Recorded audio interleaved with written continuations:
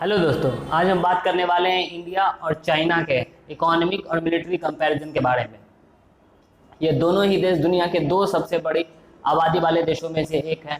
दोनों ही देश एशिया में मेजर पावर के रूप में देखे जाते हैं। आजकल तो चाइना दुनिया की दूसरी सबसे बड़ी इकोनॉमी बन गया और अमेरिका के हेजेमनी को भी चैलेंज कर रहा है।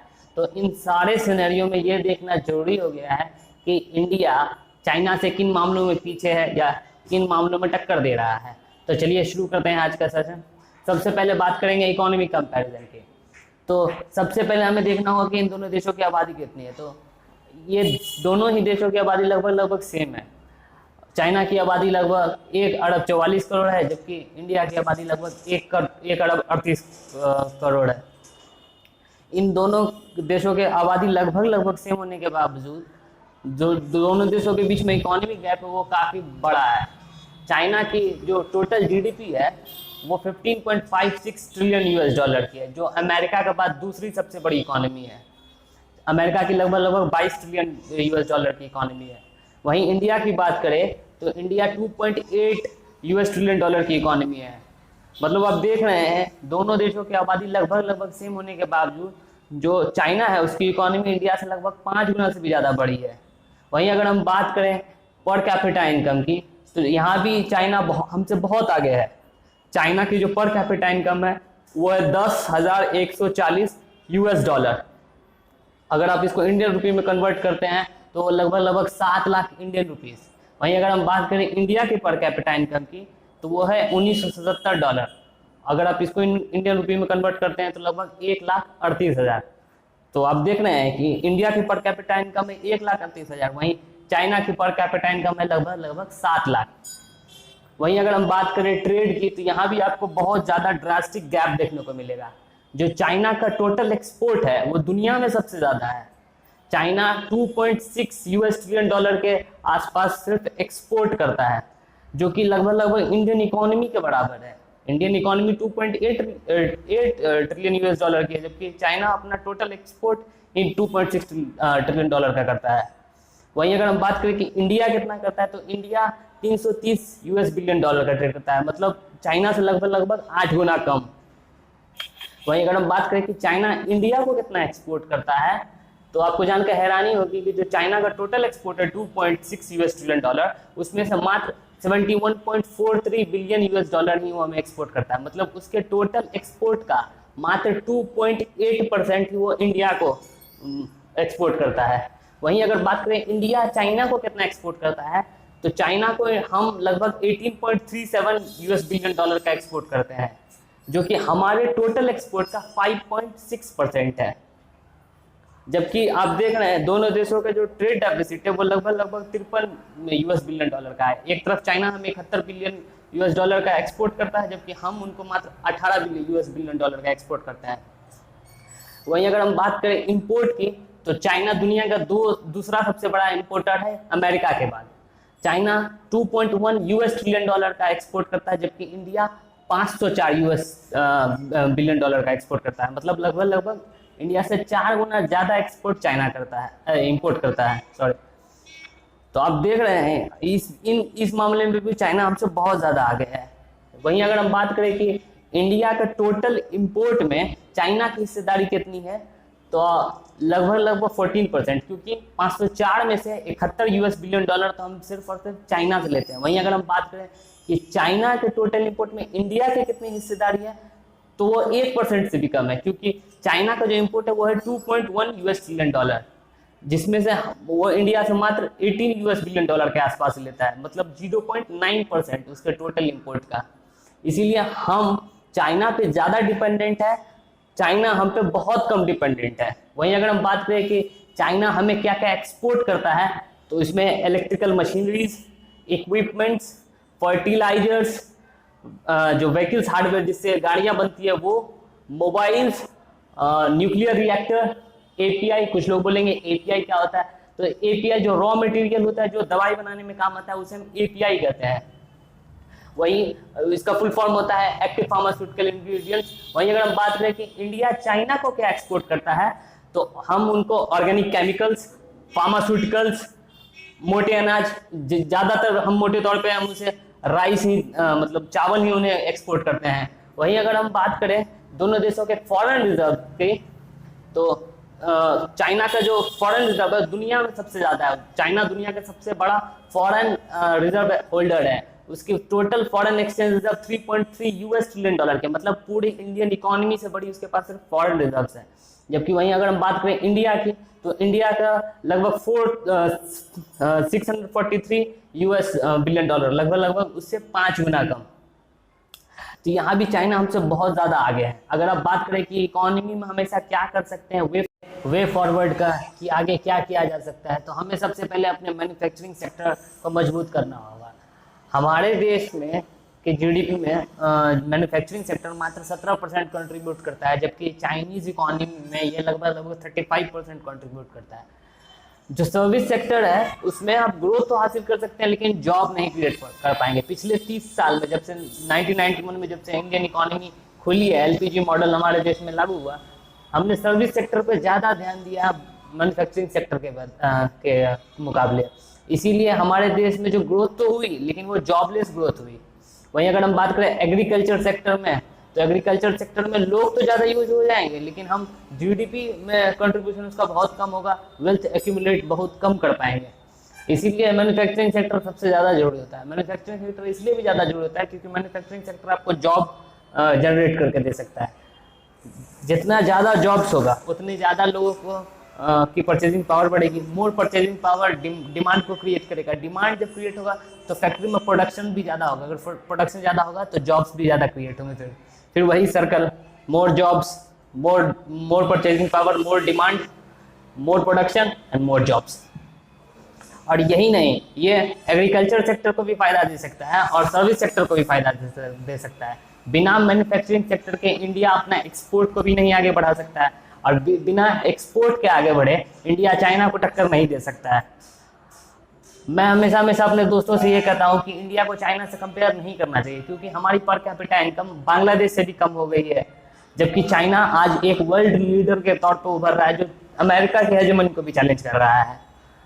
अगर आप बात करें मिलिट्री में, तो हम मिलिट्री में उसमें 20 पढ़ेंगे, लेकिन हम इकोनॉमी के लिहाज से कभी भी चाइना के बराबरी अभी इतनी जल्दी नहीं कर सकते। हाँ, आने वाले 20-30 साल में इंडिया कर सकता है। चाइना भी जानता है कि इंडिया आगे ग्रोथ अगर हासिल करता है तो उसको टक्कर दे सकता है। इसीलिए वो स्ट्रिंग ऑफ पर्ल्स के जरिए इंडिया को घेरने की कोशिश करता है।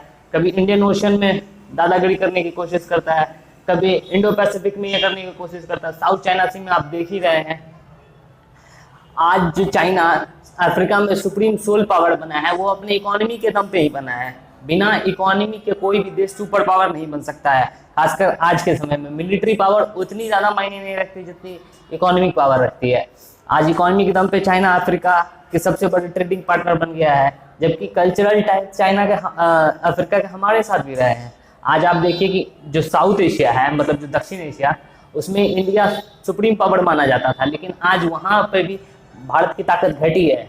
आप देखिए जैसे नेपाल के पॉलिटिक्स में चाइना का इन्वॉल्वमेंट, पाकिस्तान ऑलरेडी चाइना की गोद में बैठा हुआ है, श्रीलंका का हम्बनटोटा पोर्ट ऑलरेडी चाइना को 99 साल के लीज पर मिल चुका है, जो म्यांमार है वहाँ पे कोको आइलैंड मिल चुका है उसको, बांग्लादेश से उसके रिलेशन अच्छे हो रहे हैं। इन सब चीज़ के बारे में देख कर आपको क्या लगता है कि चाइना बिना इकोनॉमिक पावर के ये सब कर रहा है? ऐसा हो ही नहीं सकता है। इसलिए इंडिया को अपनी इकोनॉमी सुधारनी है तो सबसे पहले मैन्युफैक्चरिंग सेक्टर को हमें सुधारना होगा। बिना मैन्युफैक्चरिंग सेक्टर के आप ग्लोबल पावर नहीं बन सकते हैं। इससे पहले ये रुतबा अमेरिका को हासिल था, पिछले 20-30 साल में ये रुतबा चाइना को हासिल हो गया है। अगर हमें भी वही करना है तो हमें अपनी मैन्युफैक्चरिंग सेक्टर को आगे बढ़ाना होगा। हमारी टेक्सटाइल इंडस्ट्री थी उसमें बांग्लादेश ने हमें रिप्लेस कर दिया, जबकि जो न्यू फैक्ट्रीज जो चाइना से बाहर निकली उसमें भी आप देख रहे हैं जो साउथ ईस्ट एशिया है, specially Vietnam, Philippines, Indonesia, Malaysia, इसमें जा रहे हैं। कुछ बांग्लादेश में गए, लेकिन हमारे देश में नहीं है, क्योंकि हमारे देश में उतना अच्छा इंफ्रास्ट्रक्चर अभी तक डेवलप नहीं हुआ है। हालांकि हमारे देश में FDI आ रही है, लेकिन जितनी स्पीड से आनी चाहिए थी शायद उतनी स्पीड से नहीं आ रही है। अगर आप देखें कि जो वियतनाम है वो 2009 में हमसे आधा एक्सपोर्ट करता था, जबकि आज वो हमसे ज़्यादा एक्सपोर्ट करता है। हमारा 330 बिलियन यूएस डॉलर का एक्सपोर्ट है, जबकि जो वियतनाम है उसका लगभग लगभग 420 यूएस डॉलर के आसपास पहुंच गया है, जो कि कुछ साल पहले 200 बिलियन डॉलर भी नहीं था। तो ये ड्रास्टिक चेंज ऐसे ही नहीं आया, हमें भी अपने मैन्युफैक्चरिंग सेक्टर में जो रिफॉर्म्स हैं, जो जैसे लैंड एक्विजिशन बिल आया था, लोगों ने प्रोटेस्ट किया, लेकिन बिना लैंड एक्विजिशन के कोई भी न्यू फैक्ट्री सेटअप करने के लिए नहीं आएगा, उसको इतना प्रॉब्लम में नहीं फंसना है। इसीलिए सरकार को चाहिए कि थोड़े स्ट्रिक्ट नियम लाए, और साथ ही साथ जो स्टेक होल्डर्स है उससे भी बात करें। बिना स्टेक होल्डर से आप रिफॉर्म बात किया करें, रिफॉर्म्स लाते हैं तो रिफॉर्म फेल होगा। जैसे आप फार्मर प्रोटेस्ट में देख रहे हैं कि स्टेक होल्डर जो सबसे बड़े थे पंजाब हरियाणा, उनसे बात ही नहीं की गई। इंडिया के फार्मास्यूटिकल इंडस्ट्री है वो दुनिया में सबसे बड़ी इंडस्ट्रीज में से एक है।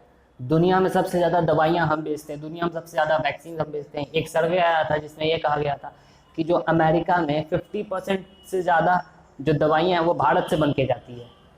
बाकी सेक्टर्स में हमें ध्यान देना होगा। इस सरकार ने PLI स्कीम के जरिए बाकी सेक्टर्स के लिए वैसा करना चाहा है, इसके रिजल्ट्स भी हमको देखने मिलने लगे। पिछले कुछ महीने से हमारे एक्सपोर्ट्स में कुछ बढ़ोतरी आपको देखने को मिलेगी।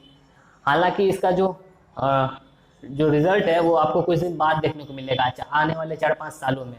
वहीं अगर हम बात करें कि दोनों देशों को मिलिट्री कंपैरिजन के बारे में, तो जो डिफेंस बजट है दोनों देशों के, उसमें भी गैप बहुत ज़्यादा है। जो चाइनीज़ डिफेंस बजट है वो लगभग 261 यूएस बिलियन डॉलर के आसपास है, जबकि जो इंडियन डिफेंस बजट है वो लगभग 71 यूएस बिलियन डॉलर के आसपास है। इसमें एडवांटेज चाइना को है, लेकिन जो मिलिट्री पर्सोनल्स के जो उसमें एडवांटेज इंडिया को है, क्योंकि इंडिया का जो टोटल मिलिट्री पर्सोनल्स है इसमें रेगुलर भी है और इसमें जो रिजर्व्ड है वो भी है। तो इसमें हमारे पास 3.4 मिलियन मिलिट्री पर्सोनल्स है, लगभग 34 लाख। वहीं अगर बात करें कि चाइना के पास कितना मिलिट्री पर्सोनल्स है, तो वो 2.69 मिलियन, मतलब 27 लाख के आसपास। दूसरा एडवांटेज हमारे पास ये है कि फ्यूचर में भी हमारे मिलिट्री पर्सनल ज़्यादा घटेंगे नहीं, क्योंकि हमारी आबादी बहुत बड़ी है और इसमें जवान लोगों की संख्या बहुत ज़्यादा है। जबकि जो चाइना का जो पॉपुलेशन है वो धीरे धीरे बूढ़ा होता जा रहा है, तो उनके पास लोग कम बचेंगे जो हम आर्मी में जाएंगे। वहीं अगर हम बात करें दोनों देशों के मिलिट्री कंपैरिजन में, तो जो न्यूक्लियर वॉरहेड्स है वो इंडिया के पास लगभग 150 है, जबकि जो चाइना के पास 320 न्यूक्लियर वॉरहेड है। जबकि अगर हेलीकॉप्टर्स की बात की जाए तो इंडिया के पास 692, वहीं अगर चाइना की बात की जाए तो उसके पास 1004 हेलीकॉप्टर्स है। वहीं अगर हम बात करें टैंक्स की तो हमारे पास 4184 टैंक्स हैं, जबकि जो चाइना है उसके पास 13050 टैंक्स है। वहीं अगर हम बात करें आर्मर्ड फाइटिंग व्हीकल्स के तो हमारे पास 2815 है, वहीं उनके पास लगभग 40,000 है, मतलब कुछ ज़्यादा ही गैप है। वहीं अगर हम बात करें कि सबमरीन्स की तो हमारे पास 16 है, जबकि चाइना के पास 76 सबमरीन्स है। नेवल एसेट्स की बात की जाए तो हमारे पास 295 नेवल एसेट्स हैं, उनके पास 514 है। वहीं अगर हम बात करें कि फाइटर या इंटरसेप्टर्स की तो उनके पास 1222 है, हमारे पास 520 है। वहीं बात करें कि अटैक हेलीकॉप्टर्स की या एयरक्राफ्ट की तो उनके पास 694 है, हमारे पास 1564 है। तो आप देख रहे हैं इन दोनों के बीच में भी गैप कितना है। लेकिन अगर हम बात करें कि जो ट्रेंड आर्मी में, तो उसमें इंडिया को एडवांटेज है। इंडिया को एडवांटेज इसलिए भी है क्योंकि इंडिया ने लगातार फाइट्स लड़ी हैं, वॉर लड़ी हैं, चाहे वो 1948 का हो, 1962 का हो, 1965 का हो, 1971 का हो, 1979 का हो, और साथ ही साथ LOC पे हमारे हमेशा फाइट पाकिस्तान के साथ होते रहे, तो हमारे प्रैक्टिस हमेशा होती रही। जबकि जो चाइना अपना लास्ट वॉर लड़ा था वो 1979 में लड़ा था, 1978 1979 में, उसके बाद उसने वॉर ही नहीं लड़ी है। तो इसमें एडवांटेज हमारा है, भले ही हमारे डिफेंस बजट उनसे कम हो, लेकिन इस बात से कोई दो राय नहीं है कि इंडिया उस पर 20 पड़ेगा, क्योंकि हमारे प्रैक्टिस ज़्यादा है। वही अगर हम बात करें कंक्लूजन की, तो कंक्लूजन यही है कि बिना इकोनॉमी के दुनिया में कोई भी सुप्रीम पावर नहीं बन सकता। मिलिट्री से आप कुछ हद तक कर सकते हैं, जैसे USSR कुछ दिन तक अमेरिका के साथ लड़ा, लेकिन अल्टीमेटली अमेरिका चूंकि इकोनॉमिक पावर था इसलिए USSR टूट गया। वहीं अगर हम बात करें चाइना की, तो चाइना इकोनॉमी में बहुत ज़्यादा मजबूत है। हमें भी इकोनॉमी पर ध्यान देना होगा। इकोनॉमी पर ध्यान देने के लिए हमें अपने मैन्युफैक्चरिंग सेक्टर को मजबूत करना होगा, एग्रीकल्चरल रिफॉर्म्स लाने होंगे। हालांकि सरकार ने लाए, लेकिन उसमें कुछ प्रॉब्लम्स और आप जो फार्मर प्रोटेस्ट देख रहे हैं वो तो है ही। वहीं अगर हम बात करें बाकी और सेक्टर के, तो हमें अपने जो मिलिट्री में जो हम हथियार यूज करते हैं, हमें दूसरे देशों पे डिपेंडेंस घटानी होगी। पहले हम रशिया से लेते थे, आजकल हम अमेरिका, फ्रांस, मतलब जो वेस्टर्न कंट्रीज है उनसे ज़्यादा ले रहे हैं। तो इस बात को देखना होगा कि इंडिया अपनी इकोनॉमी को कैसे आगे बढ़ाता है, क्योंकि बिना इकोनॉमी के कुछ भी नहीं हो सकता। अगर पैसा है तो आपकी मिलिट्री भी बढ़ जाएगी, अगर पैसा है तो दोस्त भी बन जाएंगे, आपके पास अगर पैसा है तो आपका रुतबा भी बढ़ जाएगा, जैसे आज सॉफ्ट पावर चाइना की बढ़ रही है। कंक्लूजन के रूप में कि बिना इकोनॉमी के दुनिया में कोई भी सुप्रीम पावर या वर्ल्ड लीडर नहीं बना है। अगर आपको अपने आप को स्ट्रांग नेशन, एक वर्ल्ड लीडर के तौर पे दुनिया को दिखाना है, तो आपको अपनी इकोनॉमी को स्ट्रांग करना होगा, क्योंकि इकोनॉमी आज के समय में सबसे बड़ा फैक्टर है इन्फ्लुएंस करने के लिए वर्ल्ड पॉलिटिक्स को। बिना इसके ना तो आपकी कोई से होगी वर्ल्ड पॉलिटिक्स में, और ना ही कोई आपकी बात सुनेगा। अगर आपकी इकोनॉमी बड़ी है तो लोग आपसे दोस्ती करने के लिए भी आएंगे, आपसे इकोनॉमिक रिश्ते भी बनाने, जैसे चाइना के साथ आज हो रहा है। इसीलिए लास्ट में बस इतना ही कहूँ कि इकोनॉमी, अगर आप इकोनॉमी को ठीक करते हैं तो आप वर्ल्ड में आपकी से होगी, वरना नहीं होगी। So thank you. और आखिर में मैं बस इतना कहना चाहता हूँ कि जिन्होंने भी इस चैनल को सब्सक्राइब नहीं किया, प्लीज़ सब्सक्राइब करें, लाइक करें और शेयर करें। Thank you.